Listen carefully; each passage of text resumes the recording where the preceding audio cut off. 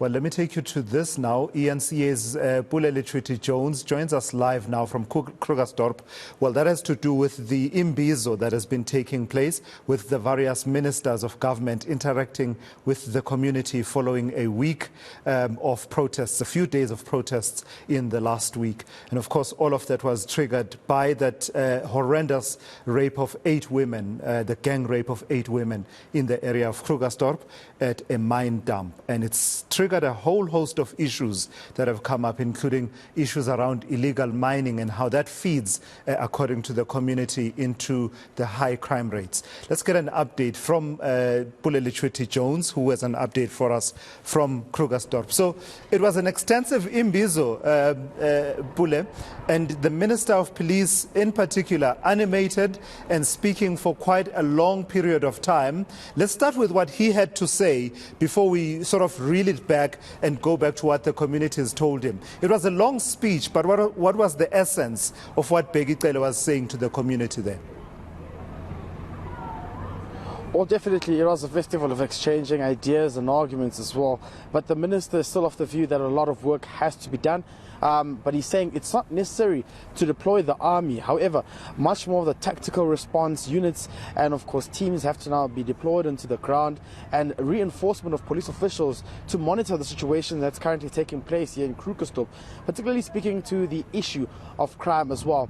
But what was also quite interesting is him having to highlight that having to bust some of these illegal miners, at the center of it was, of course, children who were found as well to be illegally operating at some of these mines, some of them coming from as far as Mozambique. And these are statements that were made by the police minister today, saying that it surely does say it could be a kingpin at large here behind these whole operations, because this is a really severe, dangerous syndicate that's currently operating and costing the country as well and the safety of residents in this area. But most importantly, we also get an idea from the mayor of City, Tyrone Gray, saying that there has to be a commission established looking into these illegal mines and what can be done thereof. But I just want us to take a listen to that bite where he speaks about some of these illegal foreign nationals as well who are here operating at some of these illegal mines, but at the very same time calling a spade, saying we shouldn't only look at crime as to who is doing it and where they are from, but crime should be tackled as an issue of crime. Let's just take a listen. These Zamazamas, I believe, I want to repeat this. I believe they come here, they get them codeine, they get that gold and all. What tells them to live there and go door to door to commit crime? Why? But I don't want us to be overwhelmed. Out of 144,000 people that are in prison, for the last 4 or 5 years, there are 18,000 foreign nationals on those inmates. Which means the South Africans are criminals. Ngifuna mase silwe necriminality, silwe nama-criminals wonke.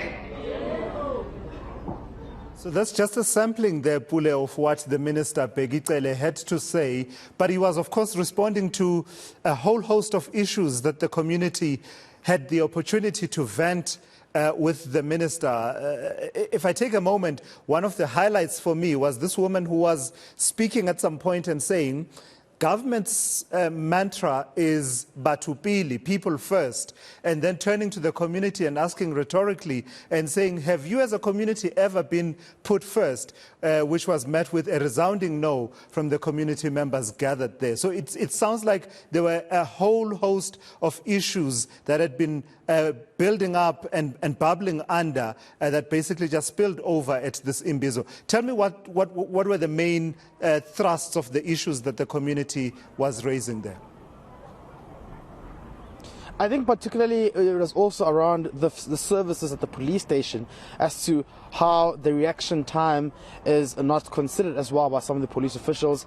There were allegations around how sometimes police officials do not even pitch because there isn't enough vans or enough manforce to tackle some of these criminal activities in this area. But at the very same time, you get a sense that there's a backlog in terms of communication whereby the ward councillors are supposed to take and pen down the grievances of the residents, take it to before council or any law enforcement authorities when having robust discussions and see how they can try and find an end or alleviate the criminal activities that are taking place in this area. Those are some of the concerns that were raised by the police minister. Quite angry to us residents. We're saying something has to be done about the ward councillors who are not listening to the residents, who are supposed to be going on the ground and having weekly meetings to find out what are some of the issues impacting or rather affecting those communities. But at the helm of it all, again, it's an issue of not having enough resources of police officials in the area. So from what we've gathered here, Police Minister Bheki is now vowing and committing himself to have more reinforcement of SAPS officials in this area, working well with immigration officials as well to see how they can try and curb some of these criminal activities taking place here with an agenda of ensuring that crime can be decreased. But one thing that also has to be highlighted is that Bheki has what he dubbed what he called, a culture and a hobby of rape that's brewing in this community as well, saying there needs to be an investigative team that looks into reported rape cases in this area to ensure those are fast-tracked and those are prioritized criminal crimes that have taken place and which are investigated thoroughly by this group which will be established. So those are some of the key highlights that came out of this briefing, and hopefully this time around we will be seeing some sense of implementation going forth. Yeah. And lastly then, Pule, let's not forget that there was this crime, this horrendous crime that happened. Any word on where those investigations are? I remember that the deputy police commissioner a few days ago was talking about forensics, and the investigation is still ongoing, which doesn't really say much when you say the investigation is still ongoing. Of course it is. But where exactly are we? How far are we from seeing any suspects arrested in connection therewith? Did any of that come out from today's Imbizo?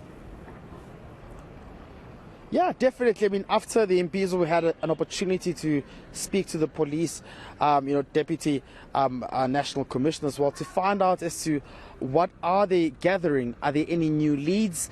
Are they linking any of these forensic reported DNA analysis to one of the suspects who have, of course, been allegedly arrested on that basis of being illegally in the country as well, but at the very same time being linked to the rape allegations as well of the 8 young women. But police, again, remaining tight-lipped to us. They're not giving out or divulging any piece of information which could give us a clue as to how far they are with these, intense investigations. They're not even saying whether they're trying to link this whole modus operandi to a possible syndicate or kingpin behind this.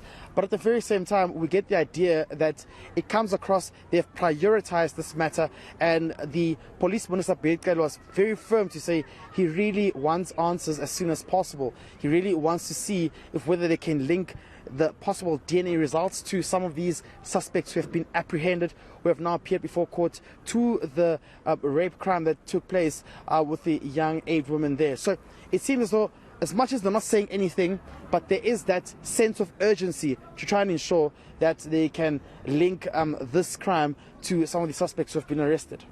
Yeah, and Pule, I know I said lastly, so let me say ultimately, let me ask you this. What's your sense then of the impact of this Imbizo? Do you get a sense from the community that it is enough to quell their anger, their rage around this issue of crime, illegal mining, as well as the other crimes that are committed in the area, with the result that perhaps in the coming days they will not be taking to the streets again? Or is it a matter of, plugging it for now and it will erupt again? I mean, I think fairly enough we should look at track record. I mean, just a few months ago there was unrest in, if I'm not mistaken, Deep Sloot, and what we saw was after there was a community in Imbizo, there was a sense of some implementation where some principles and policies were made to say there will be a court again which will prioritize matters of GBV, there will be more police reinforcements in the area, and as well there will be a sort of regular community meetings. And we've seen that gradually coming into play and trying to resolve the unrest in that area. Hopefully this time around, the sense that I get is that if police can implement what they've just told these residents, if they can go back to a drawing board and reinforce manpower into the ground and ensure that they try to tap into this possible syndicate they may be looking into in terms of illegal mining, and of course the issue of illegal or undocumented foreign nationals in the area, amongst the issues related to crime, then perhaps they can restore their confidence in these community members here. What I saw in there, Tulas, was angry community members. People were complaining about serious crimes that have been taking place here for a very long time, and that they've been reporting some of these crimes at the police stations, but nothing has been done. So hopefully this time around, they're of the view that with the police minister's presence having been here, with the delegation of some officials from the Department of Home Affairs, something may be done. They're hoping that there will be some bit of future going forward to resolving some of these crimes in this area. And for as it is right now, we just wait and patiently see if what the police minister was saying will finally be implemented to restore calm in this area. All right, Pule, let's leave it there. That's ENCA's Pule Litwiti Jones. He was covering that Imbizo, that interaction between government ministers and other functionaries with the community of the West Rand.